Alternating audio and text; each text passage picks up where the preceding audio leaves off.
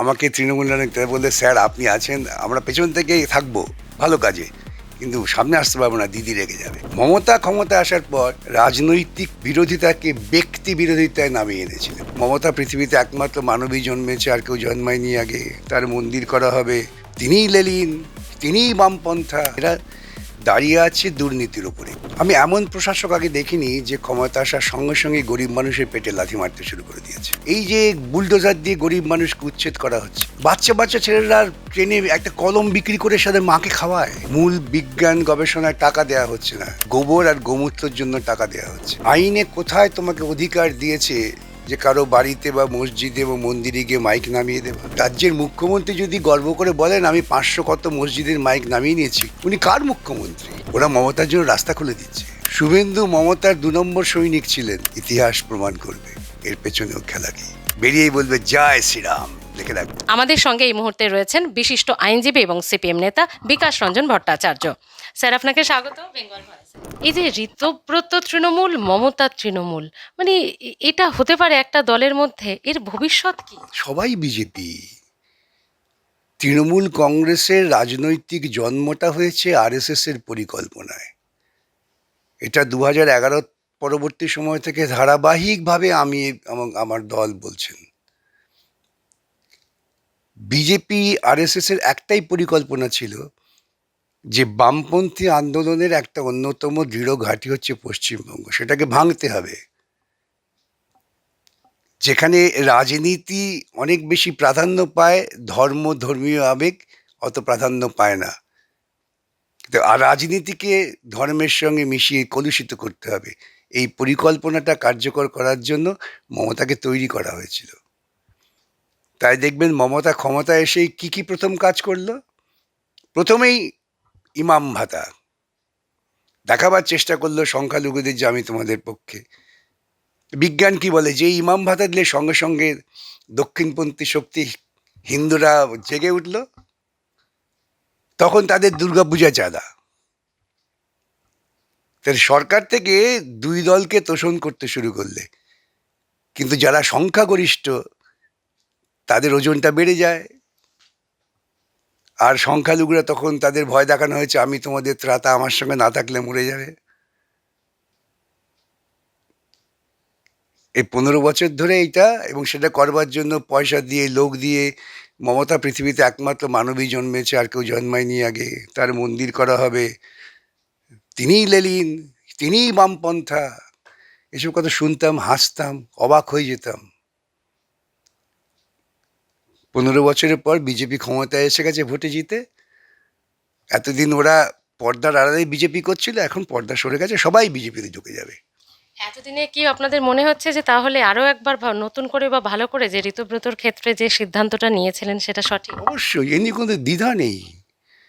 ঋতব্রত একসময় ছাত্র আন্দোলনে বামপন্থীদের সর্বোচ্চ পর্যায়ে ছিল, তখন ওর কিছু ভুলভ্রান্তির জন্য অনেক ক্ষতি হয়েছে, বাদ দিন। তাকে দল বিতরণ করেছে, সাদরে কোলে ভরে নিয়েছে কে মমতা। তার কারণ যে এই যোগ্য, আমার নাম করবো না, একজন আগে যে স্যার আপনাদের দল থেকে বিতাড়িত ছেলেমেয়েগুলোর তো কোয়ালিটি আছে, ওদের আমরা কাজে লাগাবো। কাজে লাগাচ্ছে, বুঝতে পারছি এখন। প্রতিকূল বোধহয় মাঝখান থেকে খুব ভুল সময়ে গেল। সেটা ওকে জিজ্ঞাসা করবেন। দাদা, যেহেতু আপনি খুব বিশিষ্ট আইনজীবী এবং খুব ভালোভাবে বোঝাতে পারবেন, একটু প্রতীকের বিষয়টা বুঝিয়ে দিতে পারলে খুব ভালো হয়। যে সুপ্রিম কোর্ট যেভাবে মহারাষ্ট্রের ক্ষেত্রে বলল, আমাদের পশ্চিমবঙ্গে তৃণমূলের ওই ঘাসফুল প্রতীক, এই বিষয়টা কোথায় দাঁড়িয়ে আছে? এটা কার কাছে তাহলে যেতে চলেছে? এটা নির্বাচন ঠিক করবে, নির্বাচন কমিশন। এটা সুপ্রিম কোর্টও ঠিক করবে না, হাইকোর্টও ঠিক করবে না, নির্বাচন কমিশন ঠিক করবে। আর নির্বাচন কমিশন কিভাবে ঠিক করে, কার নির্দেশে ঠিক করে, বুঝতে পারছেন? সুতরাং সেই নির্দেশেই সব ঠিক হবে। বামেরা 34 বছর পর হেরেছে। 34 বছর তো ছিল, হ্যাঁ, শেষের দিকে কিছু ভুলভ্রান্তি আপনারাও স্বীকার করেছেন, কিন্তু কাউকে আমরা এরকম ডিম ছোড়া খেতে দেখিনি। তৃণমূল এমন কি করলো যে তাদেরকে এই পর্যায়ে নামিয়েছে মানুষ? আমার ব্যাখ্যাটা অনেকের কাছে তিক্ত মনে হবে। বামফ্রন্ট আমলে ব্যক্তি স্বার্থে প্রশাসনকে কাজে লাগিয়ে কোনো কাজ করা হয়নি। আর কোনো ব্যক্তি বিদ্বেষ ছিল না। আবারও বললাম, লড়াইটা ছিল কিসের? ধরুন একটা উদাহরণ দিই। আজকে কিছু আমাদের নেতা এখনো জেল খাটছেন, সবাইকে আমি আইনের দরজায় মুক্ত করতে পারিনি। সুচপুর, সুচপুরের ঘটনাটা কি, যে নিয়ে খুব লাফালাফি করেছিলেন মমতা। সরকার জমিদারের উদ্বৃত্ত জমি দখল করে গরিব চাষিদের মধ্যে বিলিয়ে দিয়েছিল। সেই গরিব চাষিরা চাষ করছিল, সেই সময় লেঠেল বাহিনী নিয়ে এসে জমিদার তাদের উপর আক্রমণ করে, মুখোমুখি সংঘর্ষ হয়, 11 জন মারা যায়। তাদের মধ্যে অধিকাংশকেই আমি মামলা করে জিতিয়ে খালাস করেছিলাম, কিছু লোককে পারিনি। এবং শুনলে অবাক হবেন, কাকে পারিনি? তিনি একজন স্কুলের শিক্ষক, কৃষক আন্দোলনের নেতা ছিলেন। তিনি নিজে কিন্তু সেই মাঠেও ছিলেন না। তাহলে লড়াইটা ছিল কি? একটা শ্রেণী সংঘর্ষের লড়াই। কারখানায় বলা হতো যে যখন লড়াই হবে পুলিশ যাবে না, কারো পক্ষ হয়ে দাঁড়িয়ে থাকবে, যাতে শান্তিপূর্ণ বজায় থাকে। লড়াইটা কার সঙ্গে হতো? শ্রমিক নেতা বনাম ওই মালিকরা লোক নিয়োগ করতেন পয়সা দিয়ে, তাদের সঙ্গে। কিন্তু ব্যক্তিগতভাবে কোনো লড়াই ছিল না। মমতা ক্ষমতা আসার পর রাজনৈতিক বিরোধিতাকে ব্যক্তি বিরোধিতায় নামিয়ে এনেছিলেন। এমন পর্যায়ে গিয়েছিল, আবারও বলি, আমি নাম করব না, আমাকে তৃণমূল নেতা বললে, স্যার আপনি আছেন, আমরা পেছন থেকে থাকবো ভালো কাজে, কিন্তু সামনে আসতে পারবো না, দিদি রেগে যাবে। হ্যাঁ, আমি নাম বলবো না, তারা আজকে নেই, তারা সব উল্টে গেছে, উল্টো দিকে। এই যে সমস্ত বিষয়টা ব্যক্তিকেন্দ্রিক করে ফেললেন, যার ফলে কিছু কিছু ব্যক্তি ক্ষোভ জন্মায় দলের ভেতরে। দুর্নীতি যখন করছেন তখন আপনি 3 পাচ্ছেন, আমি 2 পাচ্ছি, আমার মনে মনে রাগ থাকছে। যেই ক্ষমতা উল্টে গেল, দেখলো জামা পাল্টে আমিও বিজেপি তৃণমূল হয়ে গেলাম, এবার রাগটা গিয়ে পড়লো। তাহলে এই কথাতেই আসবো, মানে এই তোলাবাজি, এটা কি পশ্চিমবঙ্গ থেকে যাবে না কখনো? 3 মাসেই নাকি কোটিপতি হয়ে যাচ্ছেন বিজেপি নেতারা, এমন অনেক জায়গায় অভিযোগ। তোলাবাজি যাবে কি করে? আমরা যদি তোলাবাজদের ভোট দিই, যারা ভোট দিয়েছেন তারা তো নিজেরা খুব স্বাধীন চিন্তায় ভোট দিয়েছেন বলে আমি বিশ্বাস করি না। অনেকে আমাকে বলেছেন, না আপনারা তো পারবেন না, এবার বিজেপি। শিক্ষিত মানুষ, আমি তো অবাক হয়ে গেছি তাদের কথা, না কি বলছেন? বলছে হ্যাঁ আপনারা পরের বার। তো আমি তোলাবাজকে ভোট দিয়েছি, তো কনসিয়াসলি ভোট দিয়েছি।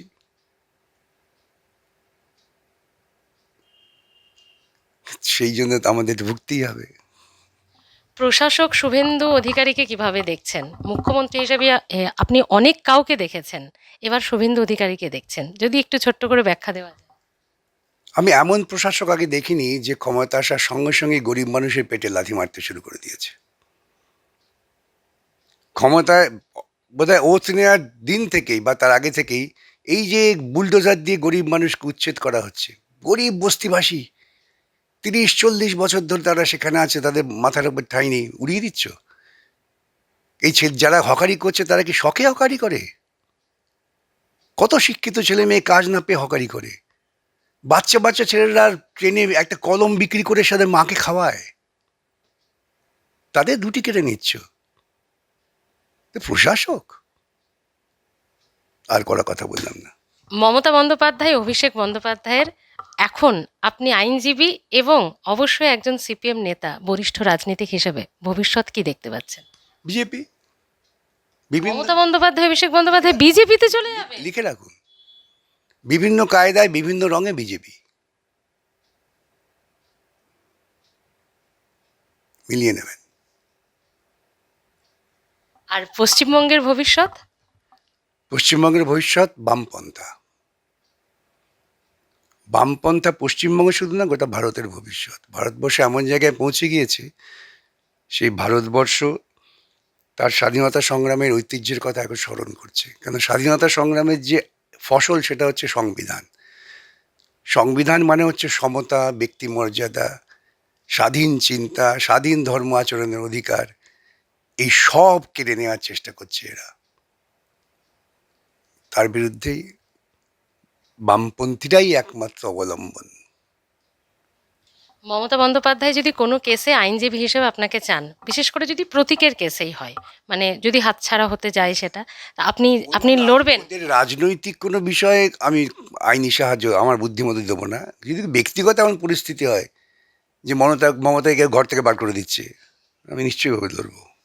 মমতা বন্দ্যোপাধ্যায়কে কেউ গ্রেপ্তার করছে, তাহলে যাবেন? হ্যাঁ, যদি ব্যক্তি কারণে, রাজনৈতিক কারণে উনি এত চুরি মানে কবে থেকে গ্রেপ্তার হওয়া উচিত ছিল ওর। আপনারা যদি পেছনের পৃষ্ঠা উল্টে দেখবেন আমি বোধহয় 2014 সালেই বলছি, যেদিনকে সারদা মামলার রায় সুপ্রিম কোর্টে হয়েছিল তারপরে তোকে গ্রেপ্তার করা উচিত ছিল।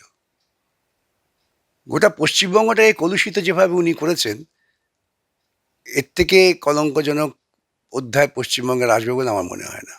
তাহলে সেই মামলায় লড়বেন না? না, পাগল নাকি? আর অভিষেক বন্দ্যোপাধ্যায়?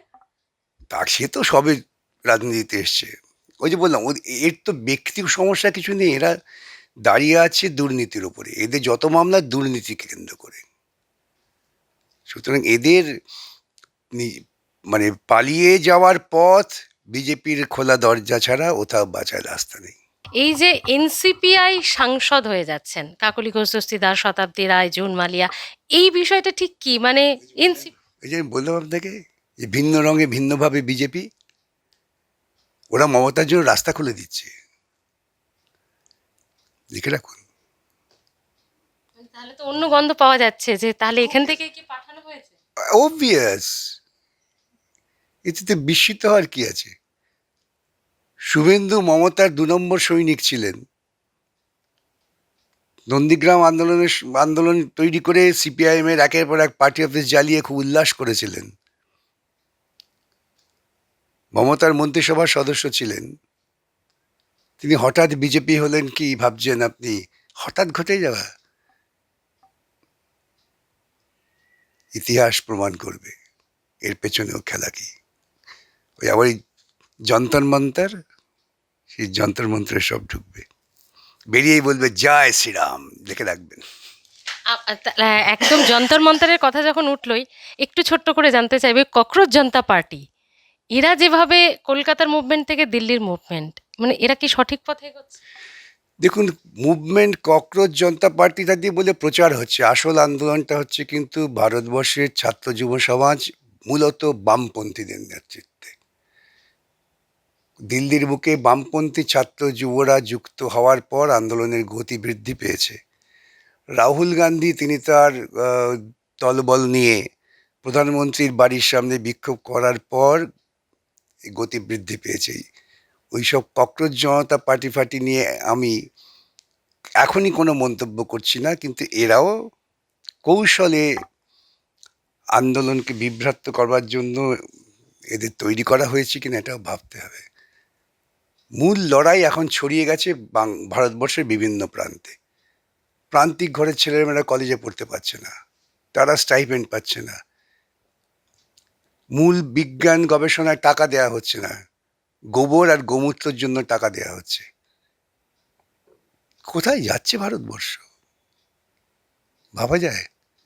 ভারতবর্ষের প্রধানমন্ত্রী রাত্রিবেলা তিনি রিল করছেন, রিল করে তিনি যে বক্তৃতা করছেন সেই বক্তৃতা ভারতবর্ষের প্রধান কোনো শিক্ষিত মানুষের থাকা উচিত। পিতৃতান্ত্রিক প্রকাশ। মেয়েরা গালি দিচ্ছে কেন? ছেলেরা গালি দিলে ঠিক আছে, মেয়েরা গালি দিচ্ছে। এই যে পিতৃতান্ত্রিক চিন্তা এবং ছেলে মেয়ের মধ্যে বিভাজনের পরিকল্পনা ভারতবর্ষের প্রধানমন্ত্রী করছেন, বুঝতে হবে। আর তিনি কে?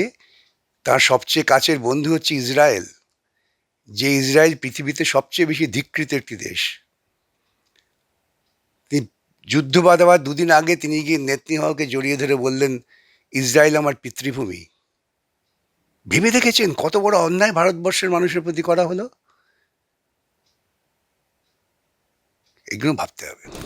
এই আসন সংখ্যা বেড়ে যাওয়া, এটা ইতিমধ্যে একটা চর্চায় রয়েছে। সত্যি কি বিধানসভা এবং লোকসভার আসন সংখ্যা বাড়ছে রাজ্যে? বেড়ে কি হবে? কার লাভ হবে? আমজনতার কি কোনো লাভ হবে এতে? এই আসন সংখ্যা বাড়ানো মানেই হচ্ছে প্রশাসনিক খরচা বাড়া। রাজ্য দেশ দাঁড়িয়ে আছে ঋণের ওপরে। আমরা কি আরও ঋণে জড়িয়ে যাব না? আমাদের গণতন্ত্রকে রক্ষা করতে হবে সাধারণ মানুষের স্বার্থে প্রশাসনকে কাজে লাগাবার জন্যে, প্রশাসনিক মাথা বৃদ্ধি করার জন্যে নয়। সুতরাং এই যে যারা ডিলিমিটেশনের কথা বলছেন, তারা কিন্তু প্রকৃতপক্ষে আমার মতে জনস্বার্থ বিরোধী কথা বলছেন। প্রশাসন, এমপি বাড়াও, আরেকটা বড় বাড়ি করো, এমপিদের ভাতা দাও, অ্যাসেম্বলির মেম্বারদের ভাতা দাও, কিন্তু অপ্রয়োজনীয় খরচ নয় কি আমাদের দেশে? সেজন্যেই মানুষের দৈনন্দিন যে সমস্যা, জীবন, জীবিকা, শিক্ষা, স্বাস্থ্য, সেই বিক্ষুব্ধ মানুষকে একটু অন্য পথে ঘুরিয়ে দাও। অন্য পথে ঘুরিয়ে দিয়ে ব্যাপক প্রচার মাধ্যমের মধ্য দিয়ে এমন প্রচার করো যেন ভারতবর্ষের উন্নয়নটা আটকে আছে শুধুমাত্র ডিলিমিটেশন হয়নি বলে।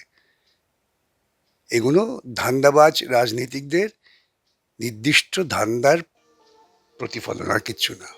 তাহলে আহ, এই প্রস্তাবটা উঠছে কেন? মানে কোন যুক্তিতে বলা হচ্ছে যে এটা করলে ভালো? তারা কি যুক্তি দেখাচ্ছে? তারা ভালো করে যুক্তি দেখিয়েছেন কি?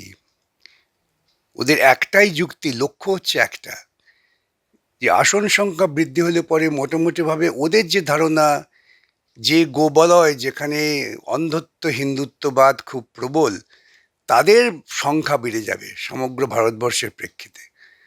আজকে দক্ষিণ ভারত যে কথা বলছি, আমরা শিক্ষায় এগিয়েছি, আমরা জনসংখ্যা নিয়ন্ত্রণ করেছি, তার জন্য কি আমরা ভুগবো? তাহলে ভারতবর্ষের স্বাধীনতা উত্তরকালে এগিয়ে যাওয়ার যে সমস্ত নিরিখ, সেই সমস্ত নিরিখে যারা এগিয়ে আছেন তারা তো আসন সংখ্যা বৃদ্ধির সুযোগ পাবেন না, বরং উল্টোটা যারা করেছেন সেই সুযোগ পাবেন। আসলে গোটা পরিকল্পনাই হচ্ছে একটা হিন্দু রাষ্ট্র প্রতিষ্ঠার, যেটা করবার জন্যে ওরা বিভিন্ন কৌশল অবলম্বন করছেন, অপকৌশল অবলম্বন করছেন। দুর্ভাগ্যজনকভাবে এইরকম একটা শক্তি আজকে প্রশাসনিক ক্ষমতায় আছেন। এটাই হচ্ছে আমাদের ভারতবর্ষের দুর্ভাগ্য। হালফিলে একদম যেটা খুব চর্চিত ইস্যু, এবং আপনি সব থেকে যেটা ভালো বলতে পারবেন, ধর্মীয় প্রতিষ্ঠান থেকে মাইক খোলা, সেটা তো শুধু মসজিদে নয়, মন্দিরেও হচ্ছে, মানে সেই নির্দেশই রয়েছে। তো সেই যুক্তিটাকে আপনি কিভাবে দেখছেন? কেন আইনি লড়াইয়ে যাবেন? আমরা তো কখনোই বলিনি যে আইনি লড়াইয়ে যাব, আমরা বলছি তোমরা আইন মেনে কাজ করো। আইনে কোথায় তোমাকে অধিকার দিয়েছে যে কারো বাড়িতে বা মসজিদে বা মন্দিরে গিয়ে মাইক নামিয়ে দেবা? আইন তোমাকে অধিকার দিয়েছে শব্দ দূষণ যাতে না হয় সেটাকে নিশ্চিত করা। এখন সেই শব্দ দূষণের নির্ধারিত মাত্রায় যদি আমি আমার কথা বলি বা আমার মাইকটা বাজাই, তোমার কি অধিকার আছে খুলে দেওয়ার? আসলে দেখবেন এই খুলে দেওয়াটা হচ্ছে এক ধরনের স্বৈরতান্ত্রিক ক্ষমতা প্রকাশের একটা নির্দিষ্ট অঙ্গ। তুমি কেন মানুষকে সচেতন করছো না? আমরা এসব বলার পর এখন অনেকে আমাকে এসে বলছেন, যে থানা থেকে বলছেন না আপনারা নিয়ম মেনে করুন, শব্দ দূষণ মাত্রা, সেটাই তো করা উচিত ছিল। রাজ্যের মুখ্যমন্ত্রী যদি গর্ব করে বলেন আমি 500 কত মসজিদের মাইক নামিয়ে নিয়েছি, উনি কার মুখ্যমন্ত্রী? বলতে হবে স্পষ্ট করে যে আমি কার মুখ্যমন্ত্রী, উনি কোন সংবিধানের নীতি মেনে এই কথাগুলো বলছেন। আসলে মুশকিল হচ্ছে আমরা সংবিধানটা কেউ পড়ি না, সংবিধানের মর্মবস্তু কি আছে জানার চেষ্টা করি না, খালি আমরা হই হই করে লোকের হাততালির ওপর দাঁড়িয়ে থাকি। মানুষকে আমরা প্রভাবিত করি, ভোট এইটা দেবো তোমাকে ভোট দাও, ওইটা দেবো তোমাকে ভোট দাও। একবার আমরা বলছি না সামগ্রিক মানুষের উন্নয়ন করবো, সেই ভোট দাও। মুশকিল হচ্ছে এইখানে। সেই উন্নয়নটা পাওয়ার জন্য মানুষ কি আবার বামেদের দিকে মুখ ঘোরাচ্ছে? কারণ কারণ তৃণমূল বলা হচ্ছে যে একটা অংশ বলছে যে যে মুসলিম ভোটের ওপর বা সংখ্যালঘু ভোটের ওপর ডিপেন্ড করে জিততো। অন্যদিকে বিজেপির থেকেও কিছু মানুষ মুখ ফেরাচ্ছে। তাহলে এই দুটো বিষয় যদি বামেরা টানতে পারে, আগামী নির্বাচনে আপনাদের স্ট্র্যাটেজি কি? আমি না এই ধরনের সংজ্ঞায় বিশ্বাস করি না। আমি মানুষকে মুসলিম ও হিন্দু ও বৌদ্ধ খ্রিস্টান হিসেবে ভাবি না। সামগ্রিক মানুষ, শ্রমজীবী মানুষ, মেহনতকারী মানুষ, প্রান্তিক মানুষ, তাদের উন্নয়নের জন্য পরিকল্পনা নিতে হবে। আজকে মানুষ বহুদিন পর এটা উপলব্ধি করছেন যে বাম সরকারের আমলে প্রান্তিক মানুষকে সুবিধে দেওয়ার জন্য, শিক্ষার অগ্রগতির জন্য বিনা পয়সায় ক্লাস 12 পর্যন্ত চালু করেছিল। ভাতা দেওয়ার জন্য না। সেখানেও সরকারের জনগণের করের টাকায় কাজ করতে হচ্ছে। পুজো করার জন্য না, মন্দির করার জন্য না, শিক্ষা অঙ্গন, প্রাথমিক চিকিৎসা। গ্রামে যারা চাষ করে জমির অধিকার ছিল না, তাদের বাম সরকার জমির অধিকার দিয়েছে। তখন যে মারামারি হতো, মারামারি এই জন্য হতো না যে তুমি সিপিএম করো তো বিজেপি করো, মারামারি হতো জমিদারের লেঠেল বাহিনীর সঙ্গে গরিব কৃষকের মারামারি হতো, যে আমি জমি বামফ্রন্ট পাট্টা দিয়েছি, ওরা দখল করে নেওয়ার চেষ্টা করছে। এই যে মৌলিক কাজ, সেই মৌলিক কাজগুলো মানুষের জীবনে সামান্য হলেও একটু মৌলিক পরিবর্তন হচ্ছিল। প্রান্তিক স্তরের ছেলেমেয়েরা স্কুলে আসছিল, এবং এই স্কুল চালাবার জন্য শিক্ষক নিয়োগ করতে হবে। আমার রাজ্যের মধ্যবিত্ত, নিম্ন মধ্যবিত্ত শিক্ষিত ছেলেরা তারা শিক্ষকতার জন্য নিযুক্ত হচ্ছিলেন, সম্মানজনক বেতন পাচ্ছিলেন। ওরা এসেই এইগুলো কেটে দিল। তৃণমূল, বিজেপি একই পথে চলেছে। সেজন্যেই মানুষ তার অভিজ্ঞতার উপলব্ধিতে বামেদের দিকে আসবে। বুঝতে পারছে 1500 টাকাকে 3000 টাকা দিয়ে আর যাই হোক সম্মাননার সঙ্গে জীবন চালানো যায় না। এই তাহলে উপলব্ধিটা মানুষের ধীরে ধীরে হচ্ছে। তাহলে সেটা কি আমরা আগামী নির্বাচনে ভাবতে পারি? দেখুন, আমাদের দেশের নির্বাচনের অনেকগুলো কৌশল আছে। সেই কৌশল, সব কৌশলকে আপনি প্রতিক্রিয়া, সব কৌশলকে আগাম তুমি আন্দাজ করতে পারবেন না। আপনি ওরা কখন কি কৌশল খেলবে বুঝতে পারবেন না। কিন্তু মানুষ যদি জোটবদ্ধ হয়ে যায়, যে জোটবদ্ধ হওয়ার পরিকল্পনা আমরা করছি সমস্ত মানুষকে নিয়ে, তাহলে শাসকেরা ল্যাজ গুটিয়ে পালিয়ে যাবে। দাদা একটা কথা, এই যে এত তরুণ তুর্কি তো আপনাদের দলে এসছে, দীপশিতা, সৃজন, শতরূপ, এরা তো আরো এরকম আরো অনেকে রয়েছে, তবু 6, 7, 5 এই পার্সেন্টেজের মধ্যেই কেন বামেরা আটকে গেছে? সেই জন্যই বললাম যে নির্বাচনের কৌশলটা অন্যরকম। আপনাকে যদি বলে যে আপনি 3000 টাকা করে পাবেন, আপনি আমাদের যে লড়ার জন্য তো সিপিএম আছে, লড়বে, আমরা ভোটটা ওকে দিই। এই মানুষের মধ্যে ভাবছি এই ধরনের আছে, লড়াইয়ের জন্য তো ওরা বামপন্থীরা আছে, লড়ে যাবে। এতে এই সুযোগটা আমি হাতছাড়া করবো কেন? নির্বাচনের আগে আপনারা যদি একটা অন্তর্তদন্ত করেন, 48 ঘন্টা যে সময়টা থাকে, যাকে তথাকথিত বলা হয় প্রচারহীন সময়, গ্রামে গ্রামে ঘুরবেন, দেখবেন টাকা নিয়ে, বেতন দিয়ে কোন কোন রাজনৈতিক দল ঘুরে বেড়াচ্ছে। আমি এগুলো গল্প কথা বলছি না, আমি আমার রিয়েল লাইফ এক্সপিরিয়েন্স থেকে বলছি। ইলেকট্রাল বন্ডের টাকা দেবে কেন আপনাকে? কোন যুক্তিতে ইলেকট্রাল বন্ডের টাকাটা বিজেপি, তৃণমূল, এই সমস্ত দল পাচ্ছে?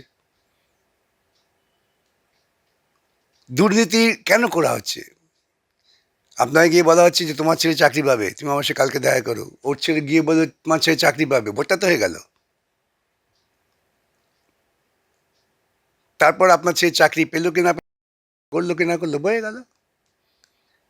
তখন ভাবে যে আগে একটা ভোট তো, আমার তো একটা ভোট। আমি অনেকের কাছে শুনেছি এরকম। আপনি তো আমাদের জন্য আছেন, জানেন তো। আমার খুব একটা মজার অভিজ্ঞতা। আমি বীরভূমে শিবপুরে, সেখানে জমি দখল নিয়ে লড়াই হচ্ছিল। আমি গিয়েছিলাম, আমি সঙ্গে আমার সঙ্গে আব্দুল মান্নানও ছিল। অনুব্রতের তখন ব্যাপক দাপট। পুলিশ আমাদের বাড়ি কেউ ঢুকতে দেবে না, আমার সঙ্গে তো আমরা গুতোগুতি, আমি যাবই ওই গ্রামে। তাহলে আপনারা জোর করে আটকাচ্ছেন, আমি কিন্তু আপনার ছাড়া চাকরি খেয়ে নেবো, জেনে রাখবেন। আর ওখানে দেখতে পাচ্ছি আমরা অনুব্রত ডিএসপিকে ধমকাচ্ছে। তারপর যখন আমাকে ট্রেনে তুলে দিতে আসছেন, ওরা খুব ভয় ছিলেন সিকিউরিটি নিয়ে, সে অফিসার বলছেন, স্যার আমরা নিশ্চিত জানি আপনি আমাদের চাকরি খাবেন না, কিন্তু ওরা আমাদের চাকরি খেয়ে নেবে। হ্যাঁ, অর্থাৎ ওরা জানে তো যে কার কোন যে রাজনৈতিক মতাদর্শ। আমাদের রাজনৈতিক মতাদর্শ চাকরি খাবার নয়, কিন্তু ওদের খেয়ে নেওয়ার চাকরি। এইসব অনেক ইস্যু আছে যার ভিত্তিতে ভোট দিয়ে সব নির্ধারণ হয় না আমার মতে। আমার শেষ প্রশ্ন, একটু রাগ না করে উত্তর দিতে হবে প্লিজ। সেটা হচ্ছে, বিকাশ রঞ্জন ভট্টাচার্যের অনেক মন্তব্য, অনেক কর্মসূচি, অনেক কর্মকাণ্ড ফেসবুকে, সোশ্যাল মাধ্যমে প্রচুর ট্রোল হয়। অনেকে অনেক কুকথা, কটু কথা বলেন। তো সেটাকে কিভাবে দেখেন? আপনিও তো দেখেন। আমার খুব মজা লাগে। আমি অনেকে বলে যে আপনি আমি কেন প্রতিবাদ করব? প্রত্যেক মানুষ তার নিজস্ব চেহারাটা প্রকাশ করেন তার কথার মাধ্যমে। যারা কটু কথা বলছেন, কটু কথা বলে তো আপনি ভালো বললেন। যারা এমন সমস্ত শব্দ লিখছেন তার বাড়ির সন্তানরা দেখতে পাচ্ছে তো, তার বাড়ির আত্মীয়-স্বজন দেখছেন তো, ভাবছেন বাহ! ওইটাই আমার পরিবারের শিক্ষা। ওরা নিজেদের পরিচয় নিজেরা দিচ্ছেন। আমি কিচ্ছু যায় আসে না। আমি জানি তো প্রচুর গালাগালি দেয়। কেন গালাগালি দিচ্ছে ভাই? যুক্তিসঙ্গত জবাব দাও। এই দেখলাম এক মহিলা বলেছেন কি উনি শুয়োর খেতে পারবেন না। বললাম যে কারো বাড়িতে শুয়োরের মাংস থাকার জন্য খুন হয়েছে, একটা উদাহরণ দাও, আমি খাবো। এইসব আমাকে একদিন সকালবেলা ফোন তুলে এক ভদ্রলোক, আপনি অমুক কথা বলেন? হ্যাঁ বলছি।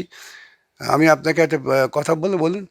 যে আপনি শুয়োরের মাংস খাবেন? আমি বললাম রান্না করে নিয়ে আসুন না, আমি বাড়িতে আছি, খাবো। যেই বলেছি ফোন রেখে দিয়েছে। জবাব নেই। একটা জীবন্ত মানুষকে মারা হলো। আমরা বুদ্ধের ভারতবর্ষ বলি, মহাত্মা গান্ধীর ভারতবর্ষ বলি। তার ফ্রিজে কি আছে সেটা দেখে তাকে মারা হলো। ওই ঘটনার কোনো নিন্দা হচ্ছে না, কিন্তু ওই ঘটনার প্রতিবাদে কেন গরুর মাংস খাওয়া হলো তার নিন্দা হচ্ছে। তাহলে কি দাঁড়াচ্ছে? দাঁড়াচ্ছে যে জীবন্ত মানুষকে মারাটার বৈধতা। তাহলে বাংলাদেশে যখন দীপু দাস হত্যা হলো সেটাও তো নিশ্চয়ই আপনি বিরোধিতা করা উচিত। সবই বিরোধিতা করছে। আমরা তো যে মৌলবাদীর বিরোধিতা করছি। একটা জিনিস মাথায় রাখবেন, একটা অপরাধকে ঢাকবার জন্য আরেকটা অপরাধের উদাহরণ দিতে নেই। এটা কিন্তু আরেক ধরনের নৈতিকতার অবনয়ন। যে অপরাধটা আপনার সামনে হচ্ছে সেই অপরাধের আপনি বিরুদ্ধে দাঁড়ান। ওই অপরাধের সময় দাঁড়াননি কেন, এটা কথার মানেটা কি? তার মানে ওই অপরাধটাকে স্বীকৃতি দেওয়া। সর্বত্রই মৌলবাদী চিন্তা, সে হিন্দু মৌলবাদী হোক, ইসলাম মৌলবাদী হোক, খ্রিস্টীয় মৌলবাদী হোক, ক্ষতিকারক মানব সভ্যতা বিকাশের পক্ষে। যখন যে যেখানে পারবেন মৌলবাদী বিরোধিতা করবেন। থ্যাংক ইউ দাদা এতক্ষণ কথা বলার জন্য। তার মানে আমরা আগামী ভবিষ্যতে পশ্চিমবঙ্গের বুকে আবারও বামেদেরকে দেখতে পাচ্ছি, অন্তত বিকাশ রঞ্জন ভট্টাচার্যের বক্তব্যে তো সেটাই উঠে এলো। আপনারা কি একমত? উনি যে সুন্দর করে কথাগুলো বুঝিয়ে দিলেন, সত্যি কি প্রতিটা সত্যি হতে চলেছে পশ্চিমবঙ্গের বুকে? কিভাবে দেখছেন কমেন্ট করে জানান অবশ্যই। দেখতে থাকুন বেঙ্গল ভয়েস।